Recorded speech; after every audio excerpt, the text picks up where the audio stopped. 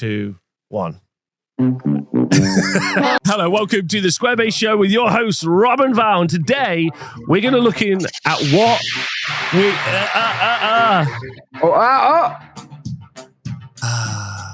I fell over my own words there. One more time. 5, 4, 3, 2, 1. Hello, welcome to the Square Base Show with your hosts, Rob and Val. And today, we're going to be looking at what units might be coming in the upcoming Cathay roster. Oh, really, Rob? Really. Well, it's pretty exciting. Cathay, the announcement or the reveal of Cathay or the whatever it was. The hints from Games Workshop. And the much rumored rumors of Cathay coming means that we have got already, unlike other releases that normally happen in the kind of big world of Warhammer, we know where we can start to find some information about this Cathay book before the Cathay book even comes out, right? That's true? You mean someone leaked all of this? No, but if they want to, please do, because that would be very best of you to do so. Podcast@gmail.com. Yes. Yeah, because always private, always confidential. That's us. Yeah, please feel free. Because the Total War has the entire army already available, right? Right, Total War. Okay, cool. Total War. So we've got all of the units available. And what's interesting is, I think before we go and look at the units individually and kind of work out what abilities they might be able to have and some other stuff, because obviously we've got pretty good knowledge about Warhammer The Old World and we'll be able to directly correlate it. But one of the really interesting things about this is something that you brought up on a previous show about how they introduced Cathay and Kislev into, at least mechanics and rules-wise, into the Total War universe, because they actually went back to Games Workshop to start getting the rules, right?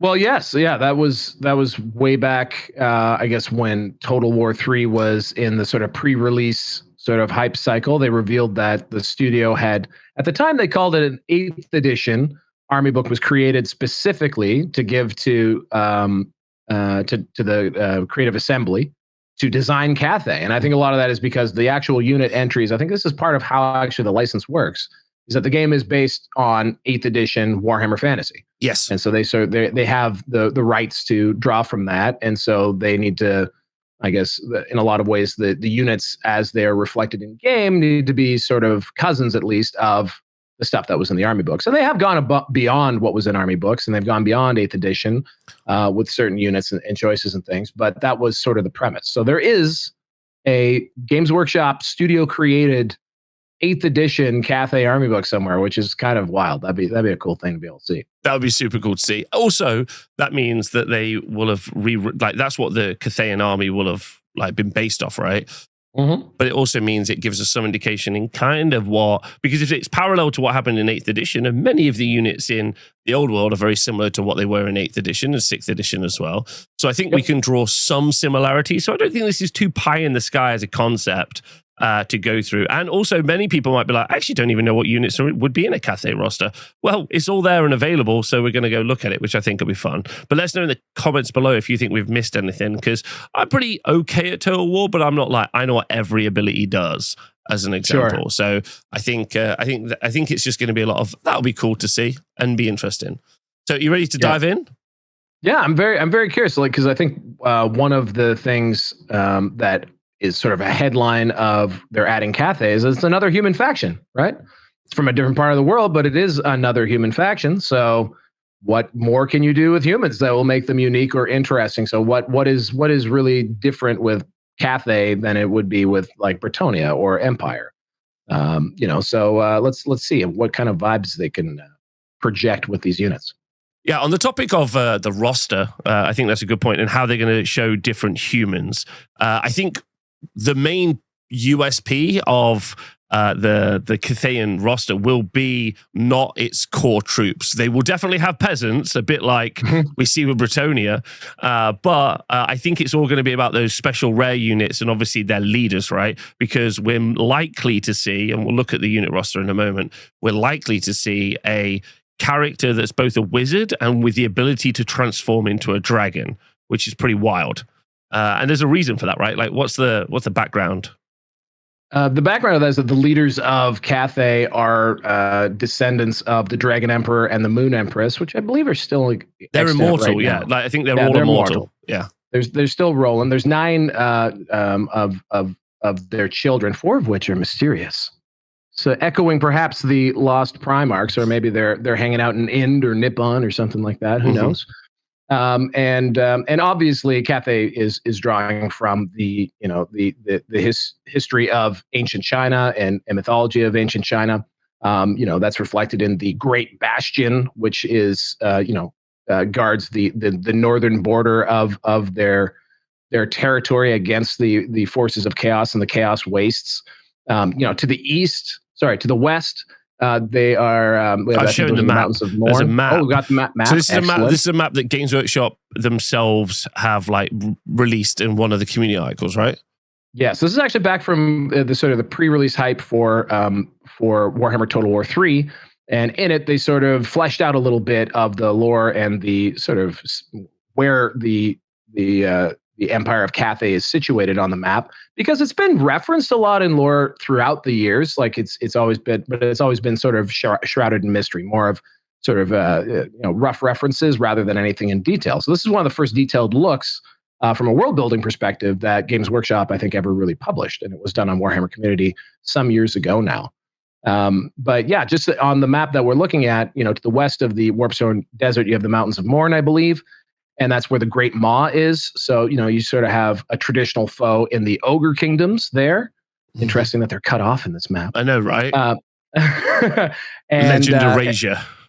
And then we also, like I mentioned before, to the north are the Chaos Wastes. Because they're a nation. They're a nation who are they are anti-chaos. Their whole thing is that they are warring against chaos, and I know they've built a big bastion, but I don't know if they necessarily do big sallies out into the chaos waste, but they're defending the Empire of Man, because they're also the biggest empire in the Warhammer universe. They've got the biggest amount of land, I think.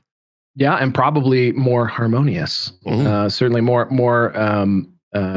put together than certainly the Empire is in this era, which is quite fractured, as we know, and sort of more of a collection of city-states or provinces rather than any particular one solid power. That's not the impression we're given with Grand Cathay. Grand Cathay is much more of an actual political and organizational force led by these ancient and hereditary rulers in the dragons. Yeah, so there's the 2 main dragons who live at home. In the castle. No, not right either. The court. They lay themselves in the court, and then, like you say, there's their children, and I think their children might also be immortal as well. So if we take a moment to go and look at the first of those and our first unit roster. So this is lifted straight out of Total War, and this is Zhao Ming, the Iron Dragon, so one of the sons of the 2, the king and the queen. And here you can see a bunch of different abilities that we've got for Zhao Ming, and also there's now a screenshot of who Zhao Ming. Let me just put that a bit better. A screenshot of the dragon that it turns into, which will be the first. So how do you feel about this? Just first emotive reaction, same to people watching this video at home in the comments. How do you initially emotively react to the idea that you can have a wizard that can be on the board that at some point is going to be able to change into a dragon? Do you think it's going to be complicated? What do you think? I don't think it'll be complicated. I'll be curious how they solve one of the problems I think that this unit has in Total War, which is you always want to be the dragon. Yeah, exactly.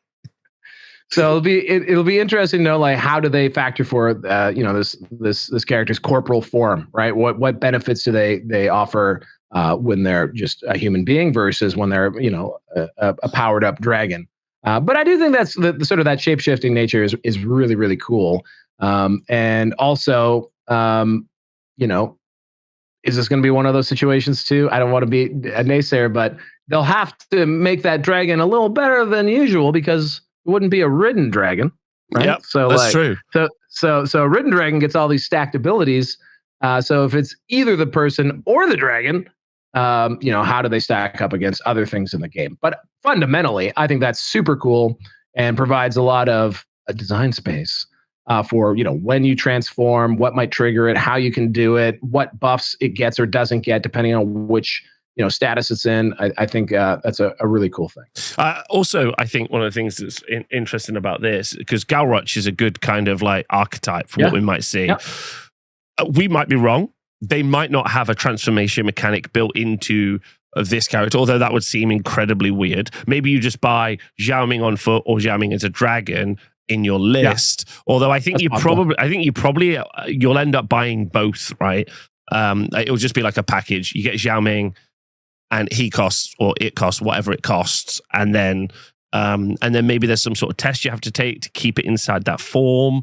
There's like a load of question marks around that, but I think ultimately this dragon, which will be obviously we've seen the Tomb King dragon, but this will be, I think, very popular as a. Do you think this will be popular like this part? Because it feels like. When humans, like with humans and Bretonians, you're taking the knights. Why take anything but knights or Pegasus knights? But you're taking those not to take the peasants. No offense, peasants. You're taking them to play the knights. With this, surely you got to be taking it to play the dragon, right? That has to be the reason. It's got to be one of them. I mean, everyone's got different flavors of this, right? Like some people really chafe against, special characters, period, right? And some people also don't like centerpiece models. Mm-hmm. But for me, like I really enjoy the variance because, Old World can be quite flat on the table, especially if you're playing with, stuff that's just mostly inventory or whatever. Like look at dwarves; they're roughly all the same, the height.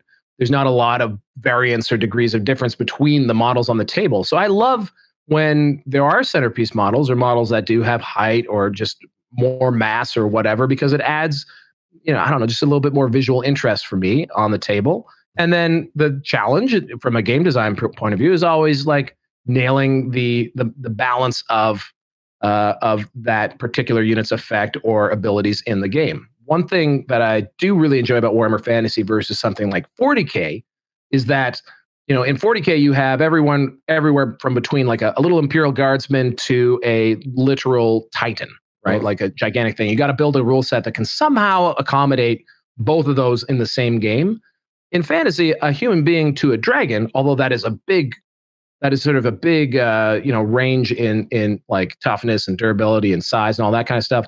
It's still within imagination. Like it's still something you can wrap your brain around. Something that I think can appropriately be covered by like toughness 3 to toughness 7 or whatever. So I do like that even though there are big monsters and stuff in fantasy and Old World, it works well in the rules. And I think that'll be the case for this guy. There's also a couple of fun things to talk about with the roster. Obviously, we expect them to have their own spell lore. Which might be very specific. We'll probably see like 3 spells and a host of magic items, which maybe that would be another video. It's a bit too esoteric to get into, I think. But a bunch of magic items. But a spell lore, go on after you. No, something I would point out is that this is the first non-Forces of Fantasy army release. Yes. Right? So everyone else has been sort of crammed into one book with an arcane journal on top. So perhaps what we see with Cathay is the first a big book. Actual book. Yeah, an actual army book. That is cool. I think it would be warranted. There's so much more that needs to be delved into. You need to really create we know so much about the factions that are already there just through lots of lore being written, all that kind of stuff. Really all Cathay has is what's been seen in Warhammer Total War. But there's not been a ton of art ever published by Games Workshop. Not as far as I know, much fiction. So yeah, like this to me would justify a proper book. Wow, a whole book. Do you think we'll see a book and also an arcane journal straight off the bat? That's a question, isn't it? That's a great question. I had not. Oh, now you've got me pumped. That's what I wanted. This is great. I'm enjoying this. So a book and an arcane journal immediately. Well, one of the cool things about that is there's also on the map that was pre-released, as you pointed out, there's Zhao Ming, who we've seen in the picture. Then there's Mao Ying and also Zhen Yanao. And I'm probably butchering these names and I want to apologize for doing so. So that gives us potentially 3 different leaders that we might see. Zhen Yang. Yeah. Zhen Yang, sorry. Zhao Ming, Miao Ying, and Zhen Yang. Do you think? I think it's very unlikely that we'll see 3 kits like this, where it's a character that turns into a dragon. I think that's highly unlikely, unless we see like a multi-part kit, maybe, which again would be because this is probably plastic as well. We should say that this is probably plastic, which is crazy. I think undoubtedly it will be plastic. I'm sure that the people down in the resin mines of Games Workshop's production facilities are already sweating bullets trying to pump out war wagons. So I would think this is all plastic. Anything new SDS does is in beautiful plastic kits. Support stuff. Maybe you're right. Like Necromunda still does have some support stuff that or minor things that do come out in resin. That's true. But I would say, these big, heavy, these core items, like the main special character, you'd probably see in a plastic kit. The other thing, too, is that the style of dragon for Cathay, which is sort of that worm dragon, is kind of the traditional dragon of Warhammer Fantasy. They've always had those very long, wavy bodies, rather than sort of like your I don't know what you would call it, like Draco. What was the Sean Connery dragon? Dragonheart. Dragonheart, the Dragonheart style dragon, the beefy dragon, Game of Thrones dragon. So these guys, I think, will fit in aesthetically very well, as is. Okay, that's fun. Now, a crazy take, because already I'm really excited. Book, maybe Arcane Journal, bunch of characters. Definitely the reason to play. Do you want to just have a guess? I'm going to say 6 wounds, toughness 6. I think an interesting thing about this dragon as well is they're armored. When they change out, they have armor. So you might see that might be a way of trying to improve their survivability. I don't know. And do you think there'll be an army special rule around the harmony mechanic? That's actually, I think, the thing that will be super interesting to see how they design it, because and I love, honestly, for whatever reasons, I love combos and things like that. I love when you get, not to the extent of maybe some games these days like 40K, but I do love the stacking benefits, as long as it's done with a careful touch. But I do love that, like combinations of units can get benefits, and that's how this works in Total War. The dragon or the corporal form will buff units around them in different ways. And maybe it's different when it's the dragon. Maybe it's different when they're just the sorcerer. They're also casters. I think you did highlight that. Yeah, they're casters. So you'd because I also expect. I mean, these will be named characters, but I'm assuming these are going to be 1 per army. Not even 1 per 1,000 points, because we'll go look at all the other characters and units as well. But these definitely are the USP. Although there's loads we're going to talk about balloons and all sorts of good things in a moment. So definitely with the casters as well. So if it is your level 4 caster in the Lord slot, that's also going to become your combat character, feels like it's the perfect hybrid moment, right? Apart from, like you said, the weakness that we see from just monsters that aren't ridden monsters. Yeah, I mean, that doesn't make them weak. It's just comparatively speaking, not at that top. And then, by the way, that's how the game stands for right now. We don't know where the game's going to be with a release like that. Maybe there's some sort of a errata or something to sort of change how the game functions, especially from that layered save perspective. So maybe they'll slide right in. But also, I think there's a really great opportunity, because that harmony thing is really calling. I don't know, elements of Confucianism and yin and yang and just elements of sort of Chinese civilization and culture, which I think is super cool to see that built into the army, assuming it happens. I don't know. I think there's some really great ways that can manifest, especially too amongst heroes, like different buffing models in the heroes. Yeah. Could be cool. Going past the awesome dragons, obviously in that Lord section, we're assuming there's going to be some generic lords, right?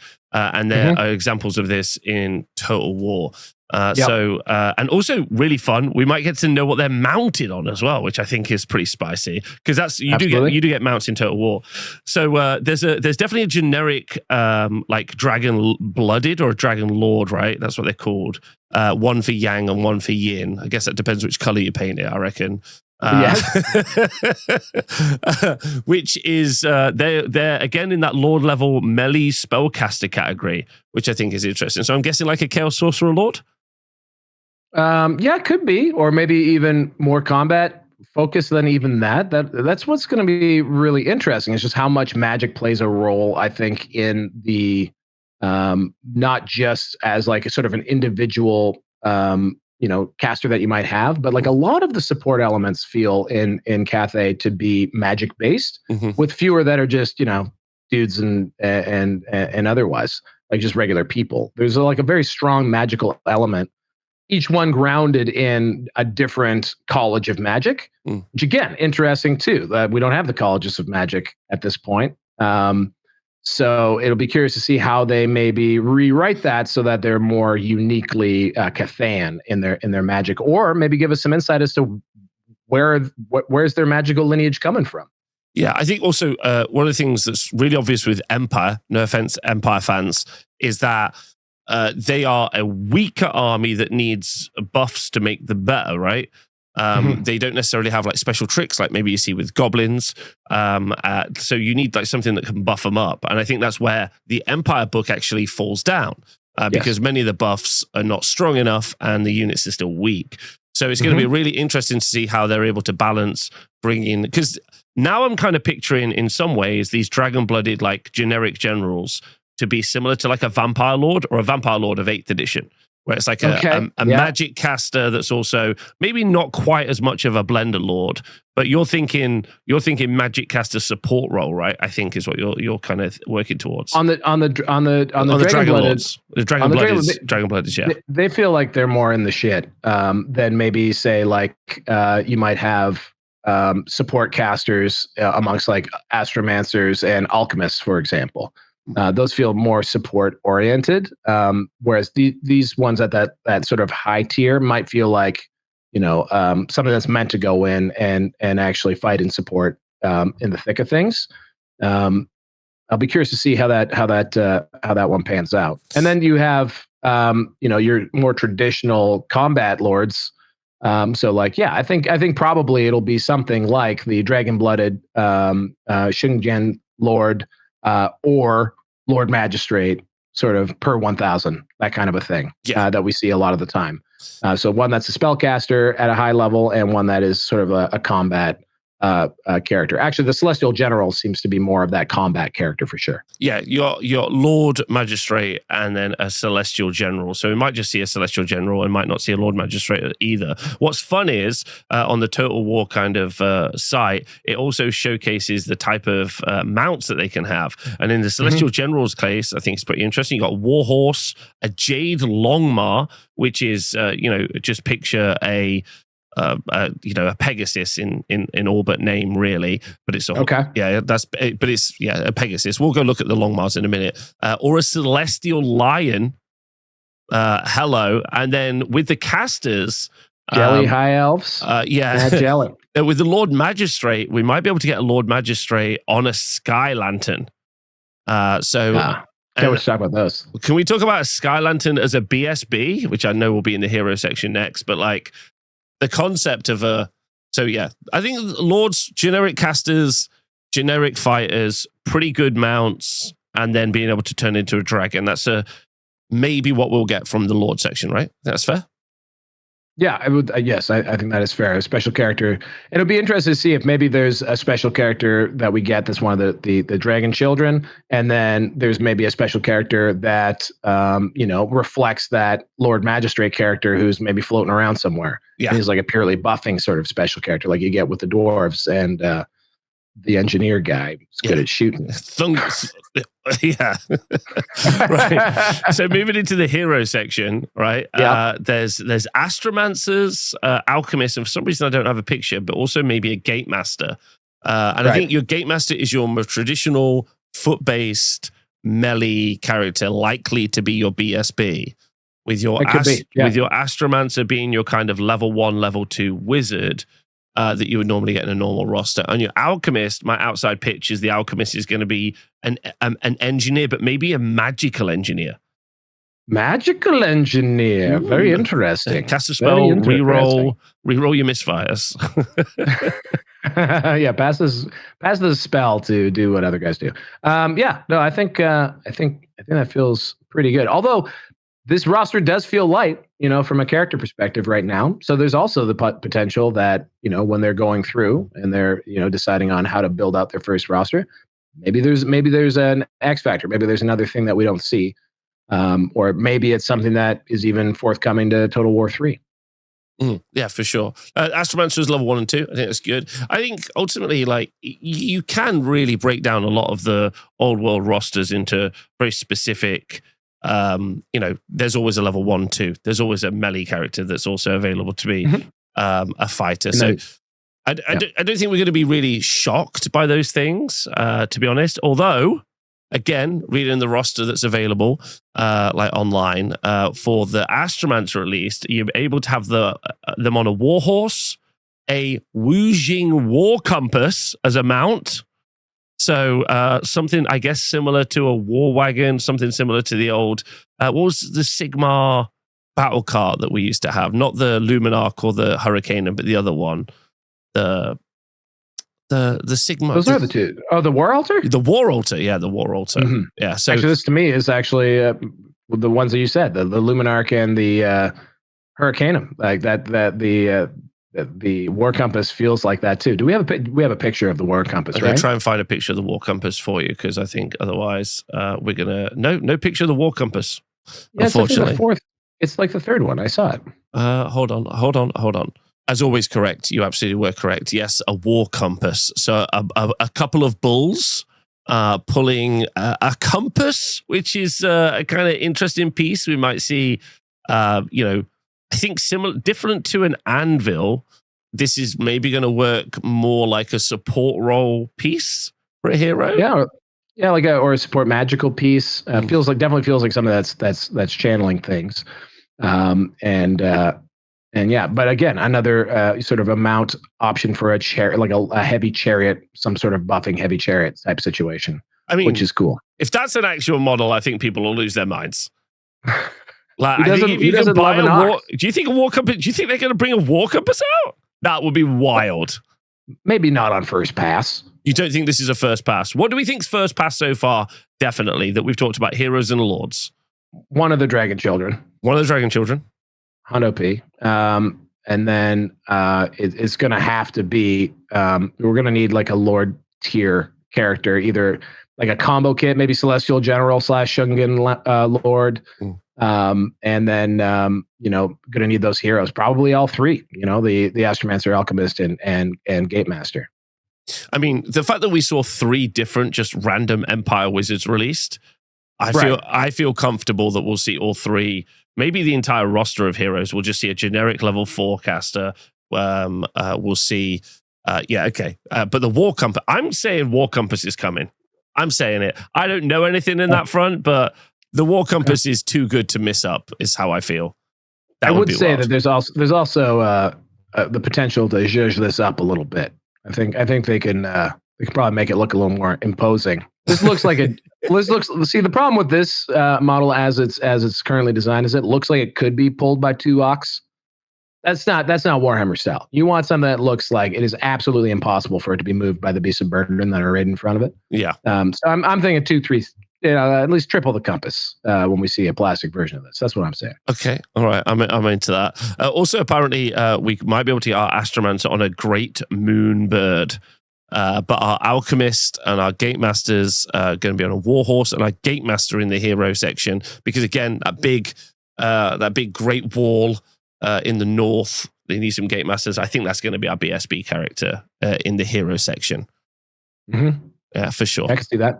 Right. Okay, so after looking, we should do this a bit like I think we should do this like a review, right? We should do this as if we were looking through a normal roster. So normally after Lords and Heroes, you start looking at core. And core is, no offense, Old World fans, core is humans. And humans ain't great. Not great. No, they're also poor. Yes, especially the peasantry. Although some of the best core infantry available are peasants from Bretonia. They get a lot of stuff. And also, using the yin and yang, if that concept comes through the tabletop, you might just get sort of passive buffs to your, regular people. Yeah, I think you nailed it. Absolutely. You said that, I think what we're going to end up seeing is a lot of area of effect spellcasting that buffs your troops up. I think is what we'll end up seeing. So you cast a spell, you give them the power of yang, and it, gives them a 5-up ward or something. I mean, Yeah. You can, as an example, in the core section though, or at least looking at the Total War roster, I mean, ultimately, core is core, right? Sometimes it's not very sexy. So peasant long spearman.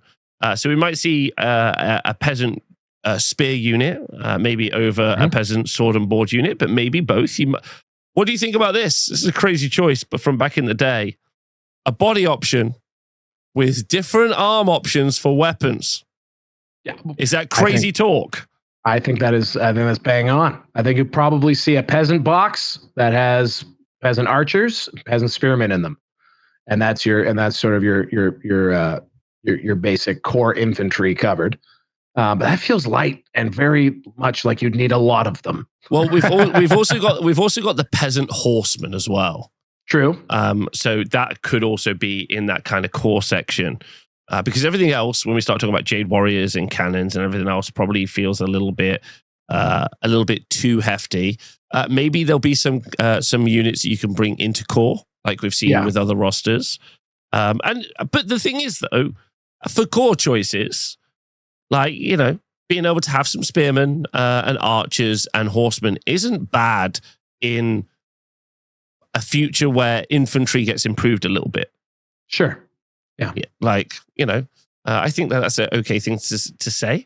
We can keep looking forward to that glorious future where they maybe come and just add some sensible rules, and maybe we have a bit better of a rock, paper, and scissors situation. Or actually, I should say, we probably have paper and scissors covered well. We need some rocks. We need some infantry. So yeah. Also, if you're coming, if you're watching this and you're not normally an Old World fan, you don't normally watch the show. Number one, thanks for doing so. But if you're coming over, also in the Old World, the way you build an army roster, like 25% of your army needs to be from what we call the core section. So normally you play 2,000 points, so 500 points needs to be core. And I know what you're saying to yourself, why would you take the troops, which are arguably not that impressive? No armor on these bad boys, apart from a gaudy shoulder pad. So it's because you're forced to. And in some cases, people's core are really brilliant. In some cases, they're not. So sometimes seen as attacks, but it makes an army look like an army, ultimately. Yes. But unfortunately, the moment in the game, not quite as strong as it could be. Yes, I mean there's some outliers obviously in the tabletop, but for the most part, infantry, like especially just your regular old infantry, there's definitely much to be desired for how they actually perform on the table right now. Do you think that that's a lackluster core? Are you, because you are probably going to have to put together a lot of spearmen on the table. So what I'd love to see, so obviously there's a whole other category of more elite Cathayan troops that are Jade warriors. And what I would love to see is that, depending on maybe what your lord choice is, or like what your character choices are, perhaps that unlocks something else to come into core to be able to fatten that up a bit. Because, assuming these are, a peasant is somewhere in that 5 to 6 point range, you need 500 points of them for a standard list. That's getting to be a lot of peasants. It's a lot of peasants. Something like, Bretonia, at least you can bring in Knights of the Realm, like most of the more rounded out rosters have more than just, your basic tier of troop. They have something else in the core that is sort of unique to that faction that they can have access to, either limited or just is already there. But those are obviously army lists that were developed over 25 years, 30 years. Yeah. I mean, one of the things you've been talking about a lot in the Old World is that you feel like the dragon meta that we've seen, or the big character monster meta that we've seen, has been intentional. Maybe in like a lucky happenstance of the edition, that it's meant people have been able to get into playing the game much quicker. Because if you've only got to paint 3 dragons and a couple of Chaos Warriors, that's much better than having to paint 90 goblins. So, and that's just your core. That's not even the other units that you're taking. So a core tax is also a hobby tax. So hopefully there's going to be some solution around what that core tax will be like. But I think ultimately in the battalion box, because I'm sure we'll see a big launch box, it'll probably be a dragon. FOMO box all the way on this one. You're thinking big FOMO box, big especially? No doubt. How much are you going to be into that? Like, is that straight on the pre-order? It's probably going to happen. We'll see how much it sings to me. Ooh, I don't know. I'm curious. I'm curious to see, like, once I actually see it, like, is that something like I'm jazzed to jump onto? Yeah. I feel almost obligated But we'll see. I might be having to employ my usual stance, which is wait 6 months, buy an army that someone painted for me.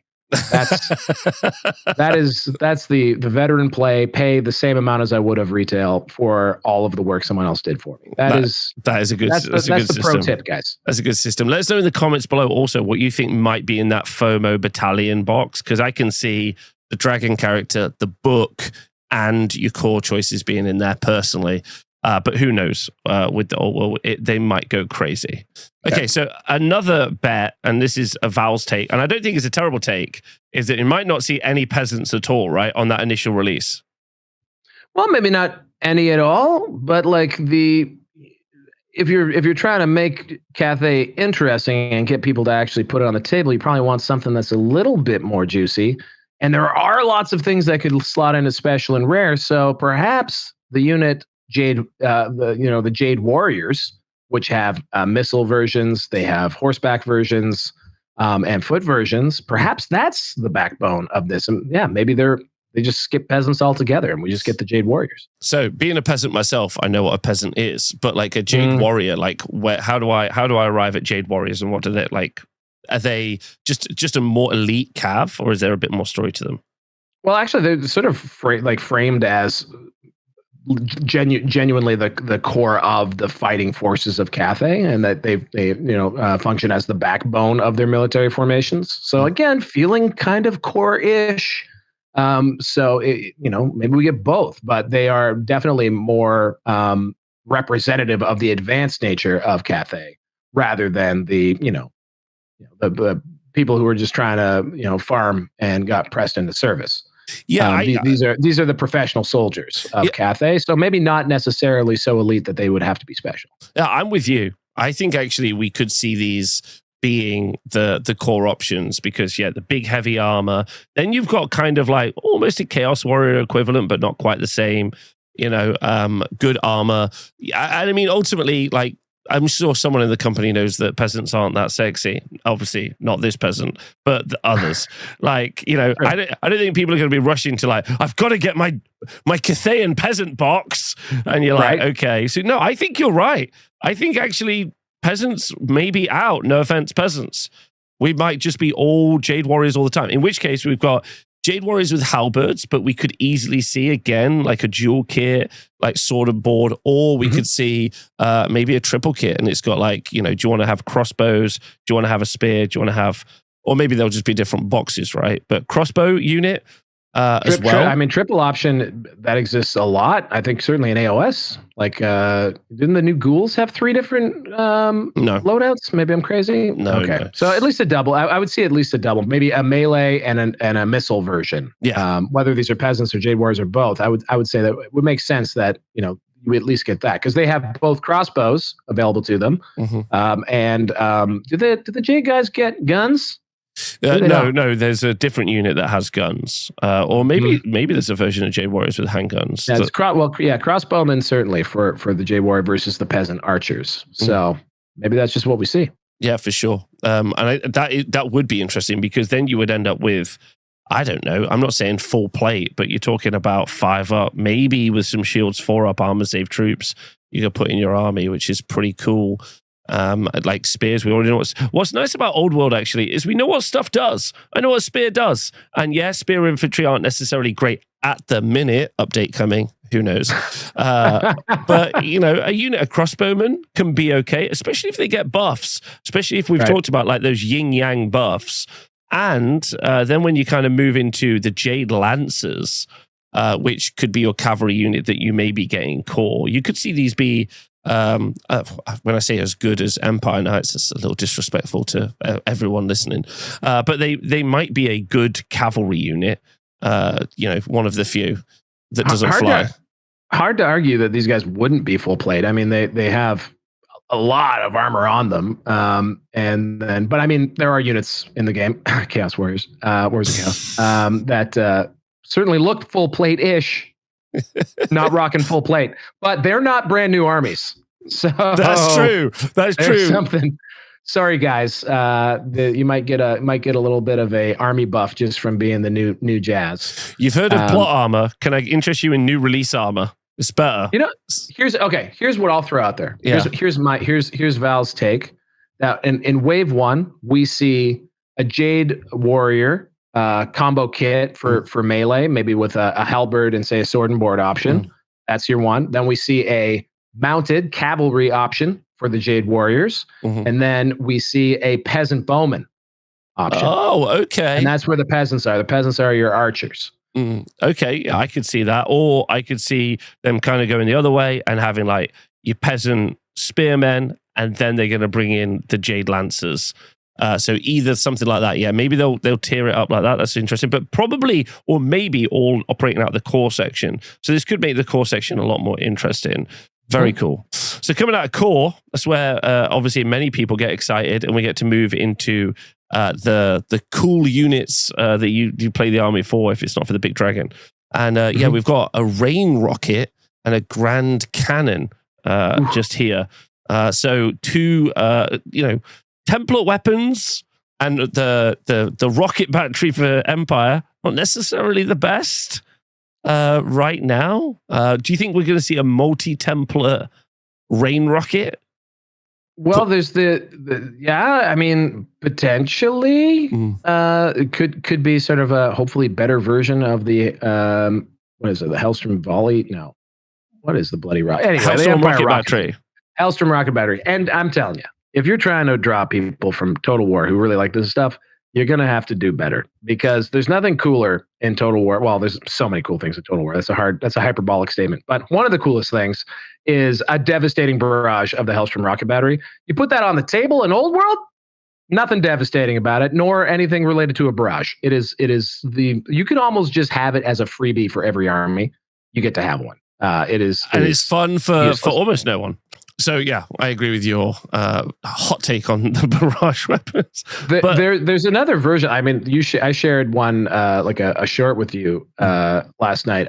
There's another version of a barrage weapon, which would certainly be a dual kit with this, which is arrows. Like Arrow Storm, yeah, something like that. That looks devastating, and I can see the mechanics for that working very well, just depending on how many dice it gets to chuck. And then, of course, also, let's bear in mind here, we're talking about Grand Cathay in real human history. Correct me if I'm wrong, but the inventors of black powder. This is where fireworks and guns came from. So I would hope that they, can do a better job than even the mighty bombard of the Bretonnian exiles in some of their artillery. I'd love to see their artillery being very good, because they should be very good at it. I'm just really triggered by the word cannon while looking at something that quite clearly looks like a mortar. And obviously this is coming from a Hell Cannon player, because I'm like, neither a cannon nor hellish is it. But a grand cannon also does mean that it's got a little bit more juice to it. Might be a bit stronger than a regular cannon. One thing I do love about the design of the sort of the old the Total War Grand Cannon is the ridiculous caliber of this cannon. In true Warhammer fashion, like the people who built the pyramids wouldn't be able to load this cannon. Okay, like it is a ludicrous cannon, fantastic. And again, I'll be really curious to see, because in Warhammer on the tabletop, you're not as bound to verisimilitude. You can have dimensions of things be skewed a little bit, whereas in Total War they are more or less scaled as they're supposed to be. Like relative to an ox, a person is the right size.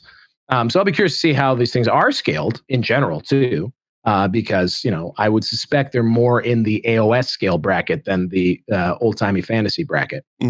Sort of like that the character Hans from the Empire, who towers over his state troops. I'm curious to see all the Jade Warriors are going to be so much bigger than a regular human.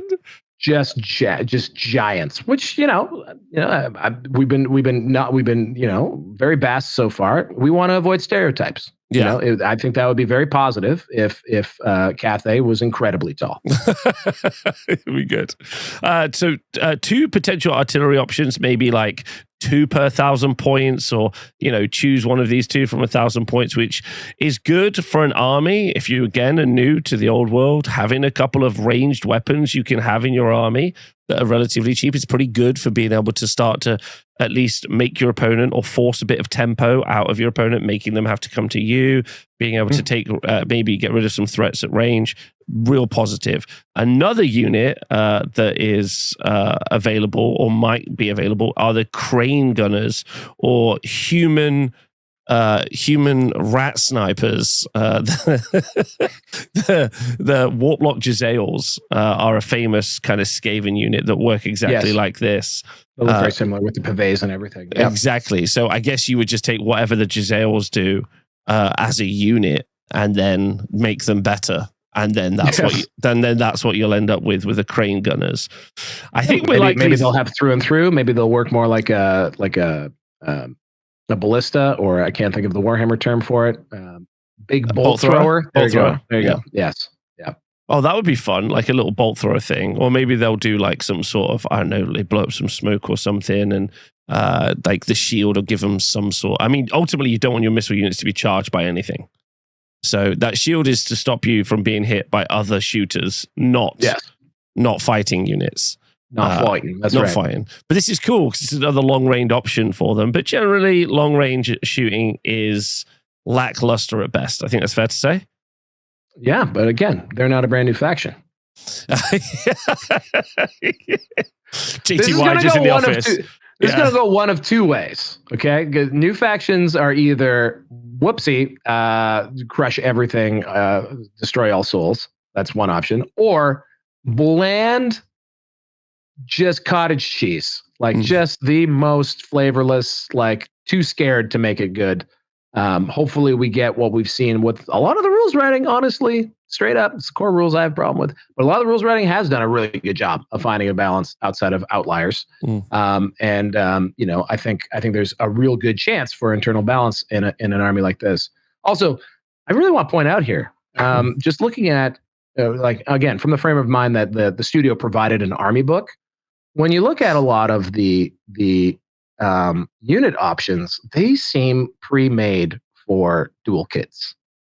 Yes. So they seem like, it seems like it's already set to be a dual kit, like whether that's the Iron Hail Gunners and the Crane Gunners. We haven't talked about it yet, but there's another, there's the compass, the war compass, but there's also the war drum.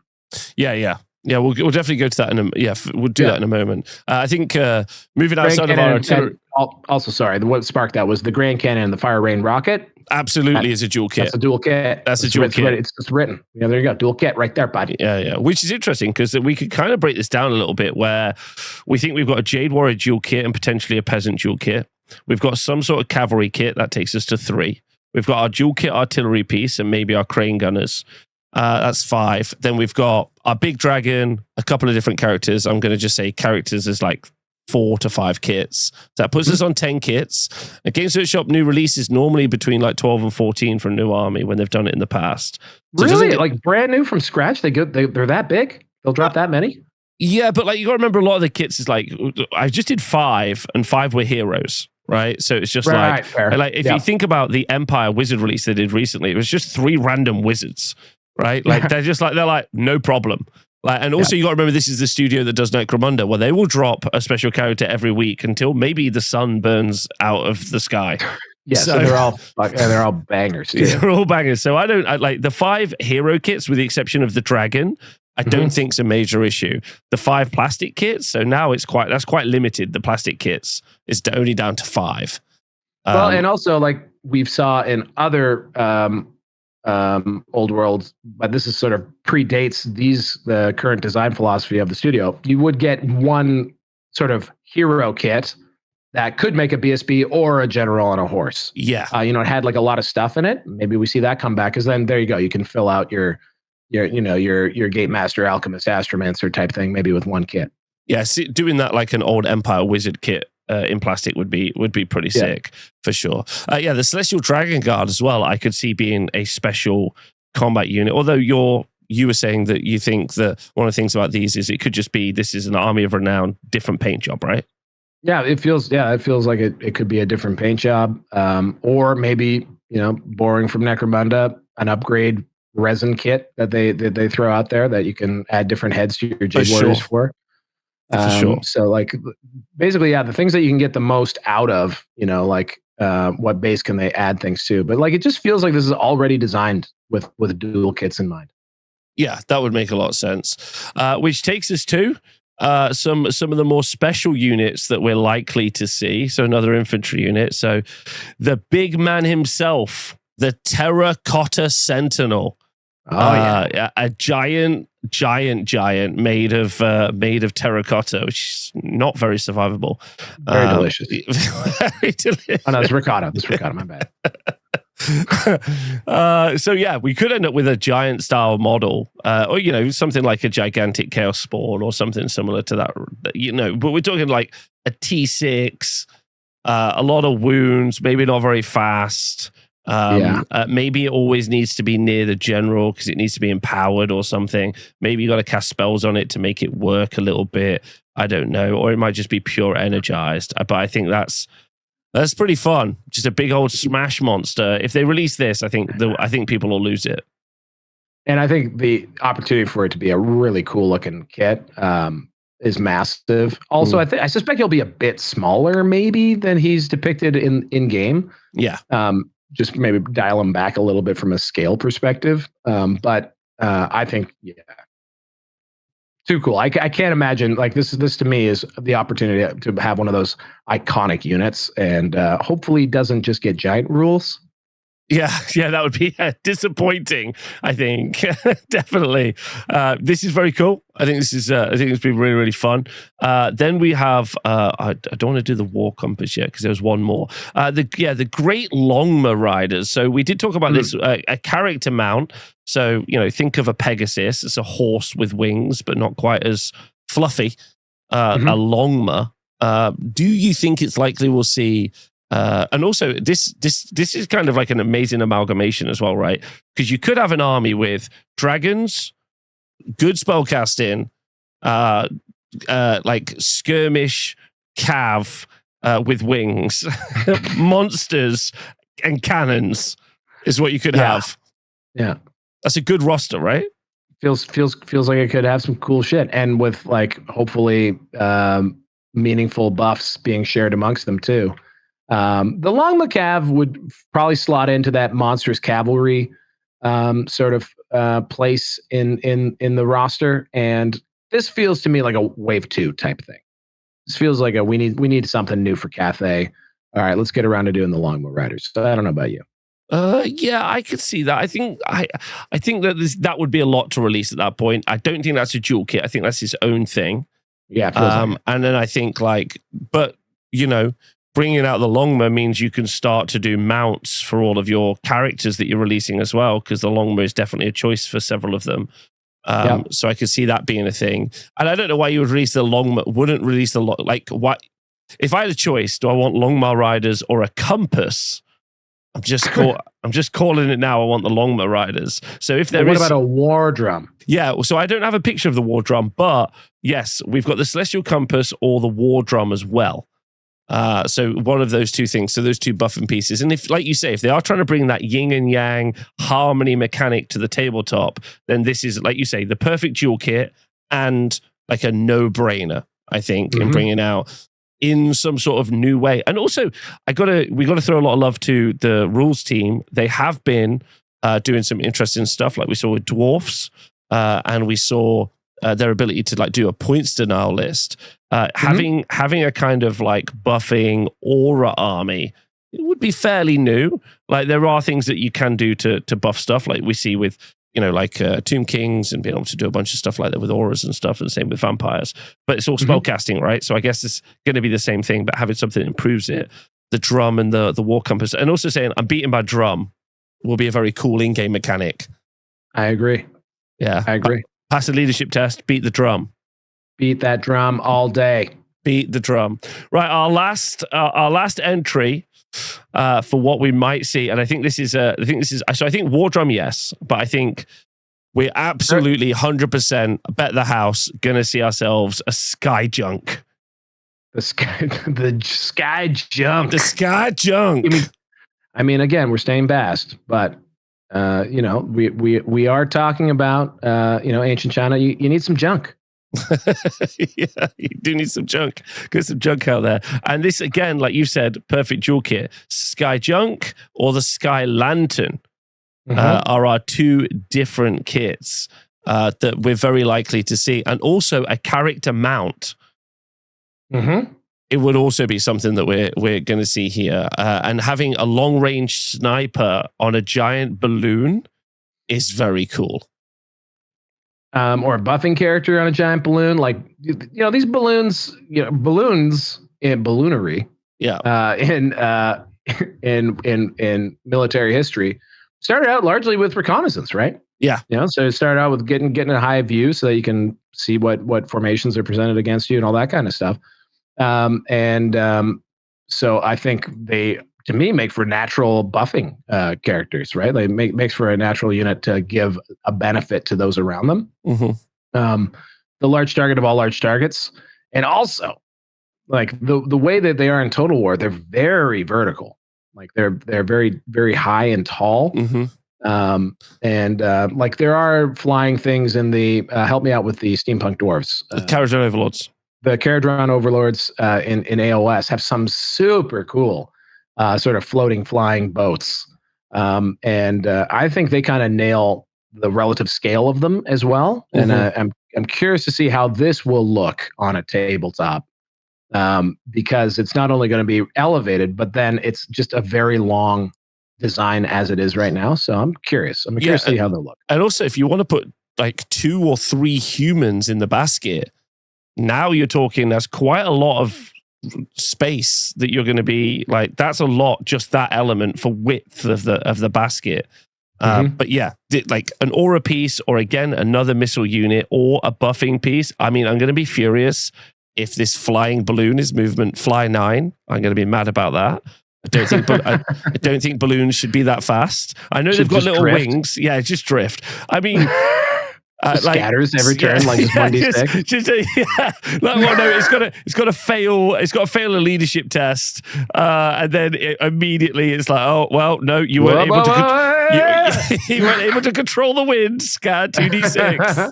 Oh no, which they could have fun with, right? I think that would be cool. So to kind of round us off, that means that we reckon we're going to see a balloon dual kit, Jade Warrior dual kit, maybe a peasant dual kit, some sort of cavalry. An artillery dual kit is taking us to about 5. We might see our long-range crane gunners, potentially. So it'll take us to 6 plastic kits. Then a big dragon for our 7th kit. And then maybe 4 or 5 special characters, resin characters. Resin characters for the bits. I'm just going to play spoiler here. Has Cathay been expanded with DLC yet? No. Interesting. Perhaps for the first time ever, Games Workshop will correctly time a tie-in release. A tie-in release? No way.